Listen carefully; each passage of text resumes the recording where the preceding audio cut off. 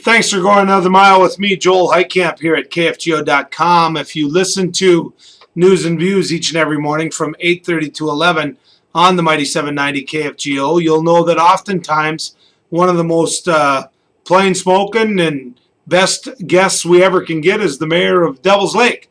Recently had him on. He talked about how, you know what, the state of North Dakota just doesn't get it when it comes to Devil's Lake. In fact, the city of Devil's Lake actually brought suit against the state of North Dakota. Imagine that. The city brought a lawsuit against the state of North Dakota. Well, it appears that all of that's going by the wayside.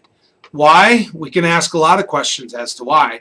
Number one, most of the lawyers told the city of Devil's Lake you weren't going to win anyway. Number two, we've got a special session going on. And in that special session, one of the big concerns is going to be whether or not there'll be some emergency money for Devil's Lake. If Devil's Lake dropped the lawsuit, and the good point that they could have made with the lawsuit, even had they lost, just simply for some emergency dollars, here's the truth. They're not going to get any. The little bit of emergency dollars they were going to get anyway. The governor came in, and it's my understanding that there's going to be some money for riprap on the east end. That there's going to be some riprap and rock protection for Devil's Lake.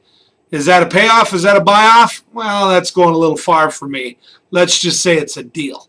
In old political sense, it's a deal. And it's one that's going to unfold as we go. What I do know this special session is after this, Devil's Lake will never be as much of the discussion as what it should have been. And I think if you live in that area, if you live in that region, you owe it to yourself to ask your area legislators why. Why? Why do we always come second? Why does everybody else always come first? And why did the legislators before us put all the burden on the federal government when it comes to solving Devil's Lake's problems? I don't get it. I just don't get it. We use words like North Dakota common sense and North Dakota get it done attitude. Not when it comes to Devil's Lake.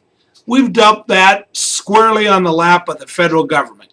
And we've abused every federal dollar we can get when it comes to building up roads and building up dikes and dams. And when it comes to landowners not getting paid for water that ends up underneath a lake, we've looked to the federal government for help on that. We've looked for help everywhere but internally, to ourselves, or to nature itself when it comes to Stump Lake and the Tulnacooley.